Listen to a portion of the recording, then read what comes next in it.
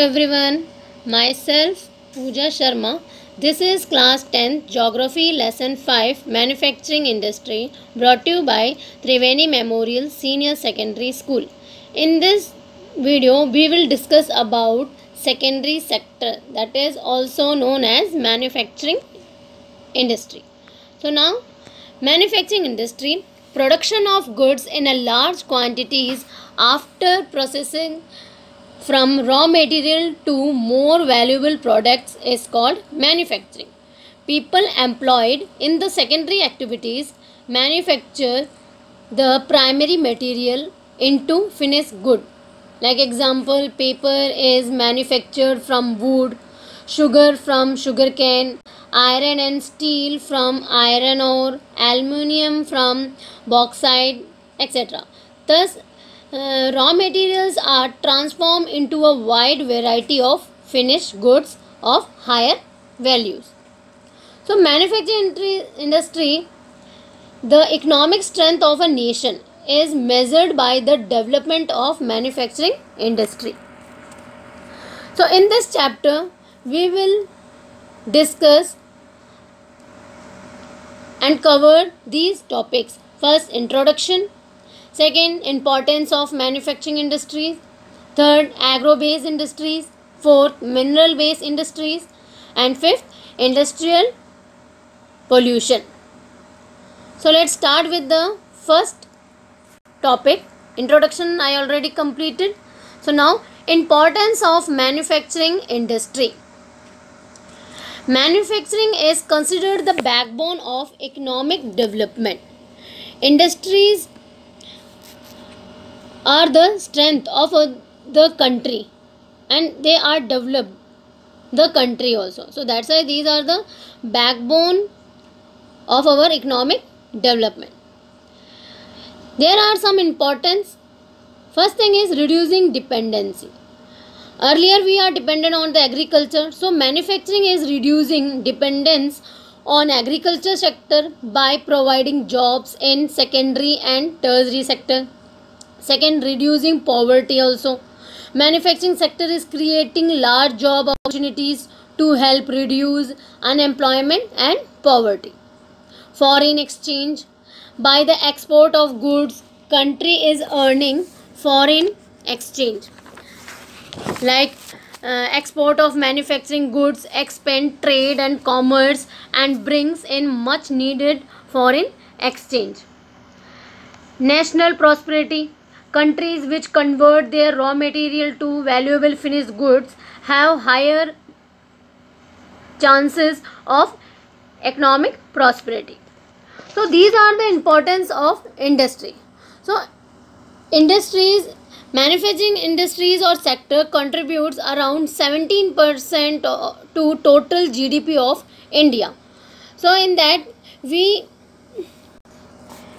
need some location of an industry, that is availability of raw material, labor, capital power and market influence the location of an industry. Like availability of raw material, the factor need to be close to the location of raw material if they are heavy and bulky to transport. Like example, iron and steel and cement industries are located near the source of raw material. It cuts down the cost of transportation. Second thing is required, that is labor. A large and cheap labor force is required for labor intensive manufacturing industries. High-tech industries have to locate where suitable skilled workers are available. Next thing is power. That power supply is needed for working of the machines in a factory. Earlier industries were near to coal fields. Today electricity allows more freedom. Next, capital. This is the money that is invested to start the business. The amount of capital will determine the size and location of the country. Transport. A good transport network helps to reduce cost and make the movement of raw material and finished goods easier. Market also needed for the location of an industry, that an accessible place to sell the product is essential. And government policies also, like industrial development is encouraged in some areas and restricted in others. So industries that are located in deprived areas may receive financial incentives and assistance from the government in the form of low rent and tax rebates. So these are the location of an industries. These are the things which is influence the location of an industry. Now this is a classification of industry. We can classify the industry on the basis of capital investment, that is small scale industries and large scale industries. Second is classification of industries on the basis of ownership, that is based on public, second private, and third cooperative.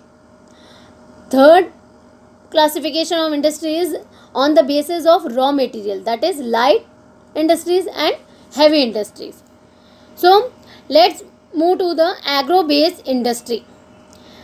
Agro-based industry. Agro-based industries based on agriculture raw material are known as agro-based industry.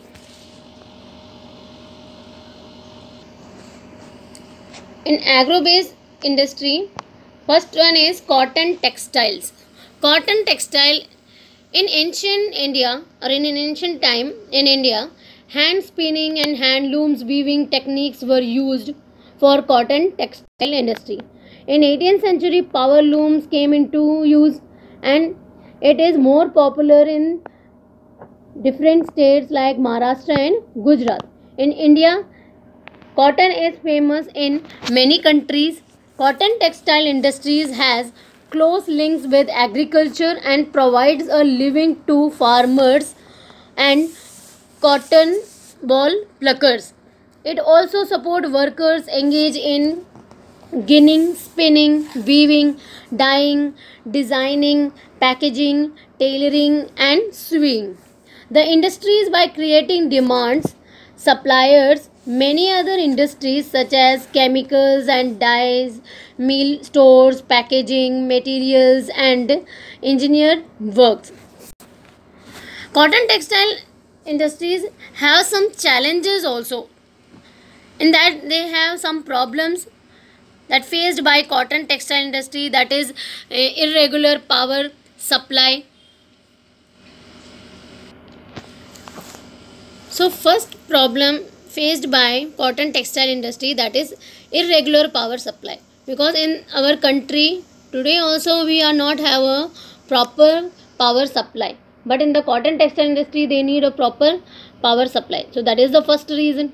Second is stiff competition. So there is a stiff competition with the synthetic fiber industry, which are available comparatively in a cheaper rate. So that's why cotton textile faced a problem. Old machinery is obsolete. It needs to be upgraded in the weaving and processing sector in particulars, and low labor output also. We can see that we need the advanced labor, so they can use machinery also, and they can do more work than the earlier. So these are the some problems or challenges faced by the cotton textile. Now second industry which is comes in agro based, that is jute textile. Jute textile is the largest producer of raw jute. It is mostly famous in West Bengal, and that availability of waterways network and cheap labor. So these are the importance of the jute textile industry. Is mainly concentrated in Hooghly Basin, because jute producing areas are nearer to Hooghly Basin, and there is a good network of river which provides inexpensive water transport and abundant water supply for jute processing. Good networking of railways and roadways facility to supply of raw material to the mills and finished goods to the market. cheap labor is available from West Bengal and adjoining states of Bihar, Odisha and Uttar Pradesh.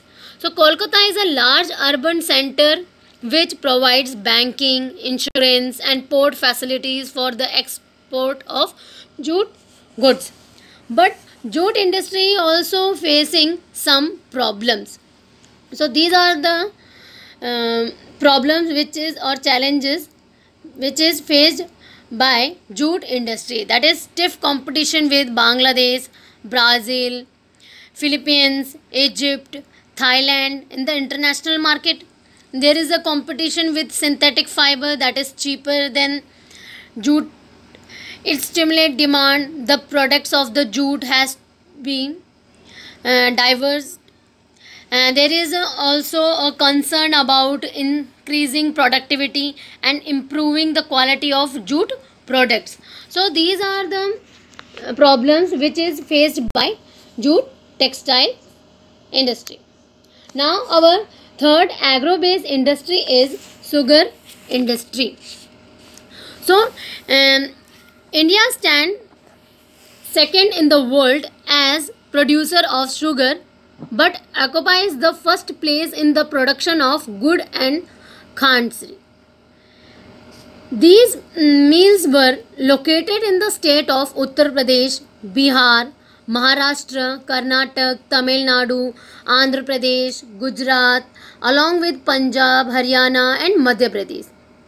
The sugar industry is seasonal industry in nature. In recent years, there is a tendency for the mills to shift to southern and the western state. The sucrose content is higher in the sugar cane of South India. The cooler climate of southern India also ensure a longer crushing season. And most of the hills of South India are in cooperative sector. Mostly raw materials are provided, means high sucrose sugarcane provided by South India. Some challenges also faced by sugar industry, that is the seasonal nature of the industry, old and inefficient method of production, transport delay in reaching cane to the factories. Most of the sugar mills in India are of small size with a capacity of 1000 to 1500 tons per day. This makes large scale production uneconomic. Many of the mills are economically not viable. So most of the machinery used in Indian sugar mills is old and obsolete. So these are the challenges which is faced by sugar industry. So first cotton mill is introduced in 1854, first jute mill is in 1859 and first sugar mill is in 1903. Now mineral based industry. Mineral based industries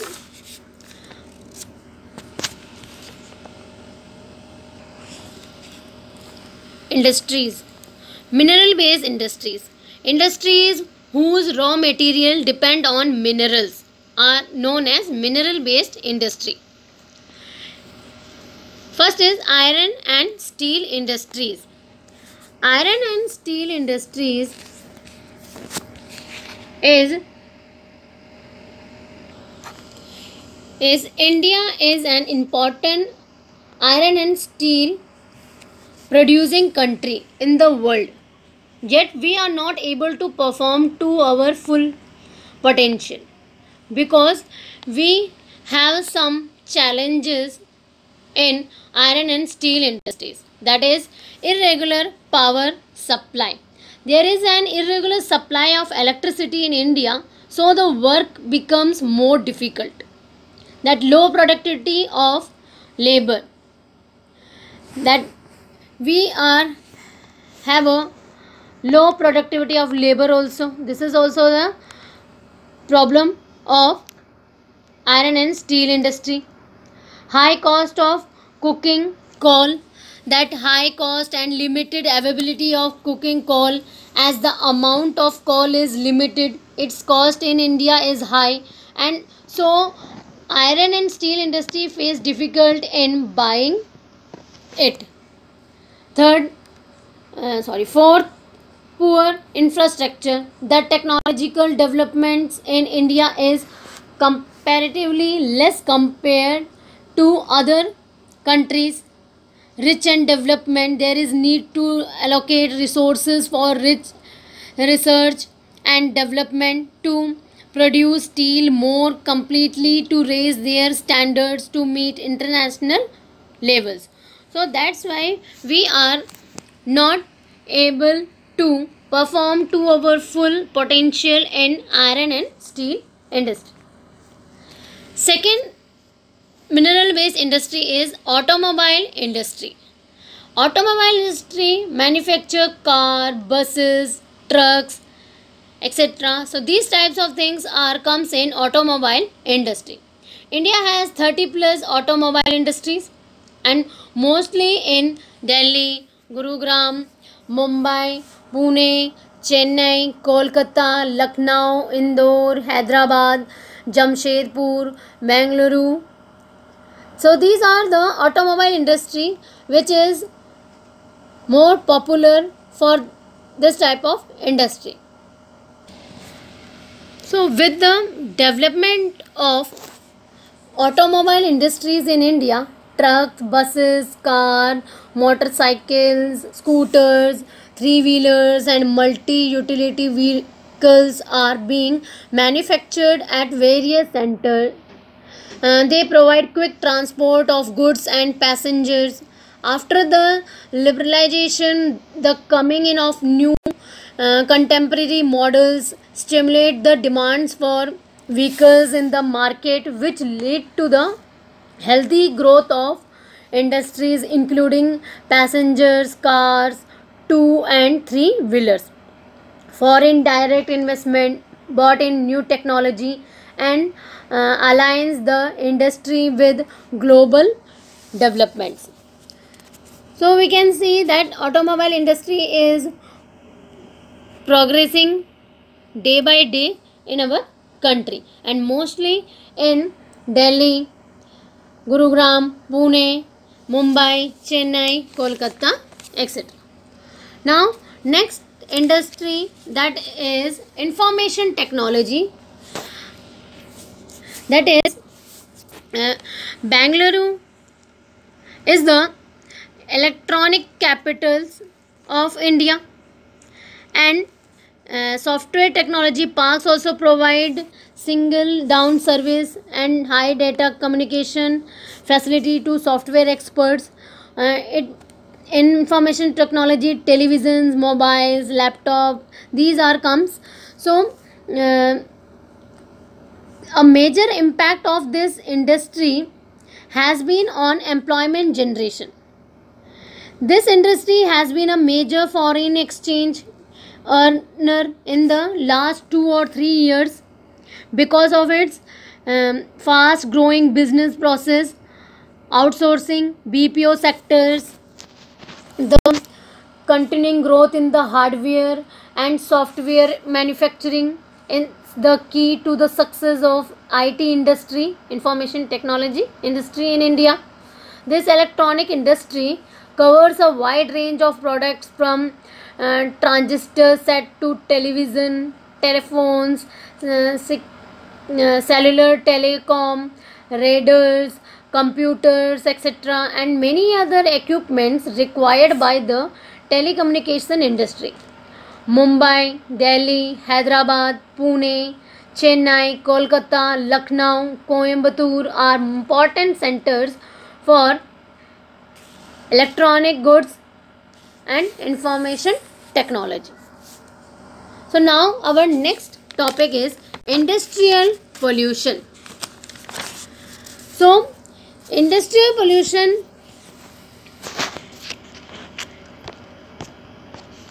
with the industrial development increasing in pollution has resulted to environmental degradation. So industrial pollution is divided in three types, that is air pollution, water pollution, thermal pollution and noise pollution. So first is air pollution. It is caused by the presence of high proportion of undesirable gas such as sulfur dioxide, carbon dioxide, monoxide, and airborne particles. Material contains both solid and liquid particles like dust, spray, mist and smoke. So these gases are polluted air. Second is water pollution. It is caused by organic and inorganic waste and effluent discharge into rivers. The main culprits in this regards are paper, pulp, chemical, textiles and dyeing, petroleum refineries, tanneries and electroplating industries that lets out dyes, detergents, salts, acids into the water bodies. Third pollution is thermal pollution. That thermal pollution of water occurs when hot water from factories and thermal plant is drained out into rivers and ponds before cooling. So that kills aquatic animal and contaminates underground water. Noise pollution. It is created by industrial and construction activities, machineries, factories, equipment, generators, saws and electric drills. It causes hearing impairments, increased heartbeat, blood pressures, hearing impairment also. So these are the causes of noise pollution. Now how to control on this kind of pollution? For the air pollution, grow more trees. That is the solution of air pollution. For water pollution, treating waste pollution, and for the thermal pollution, cooling water. Before draining water in the rivers and ponds, we must cool the water. Noise pollution, using noise absorbing materials and ear plugs for noise pollution. So we can, the National Thermal Power Corporation, NTPC, is a major power providing corporation in India, and it has ISO certification for environment management system, that is 14001. The corporation has a proactive approach for preserving the natural environment and resources like water, oil, gas and fuels in places where it is setting up power plants.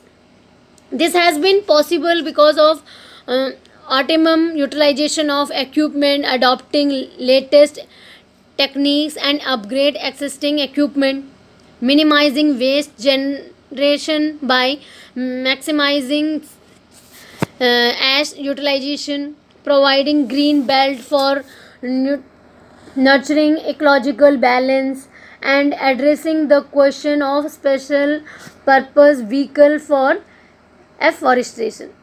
So in this way we can control population in our country. So our chapter is completed, friends. Okay, bye. Thank you everyone.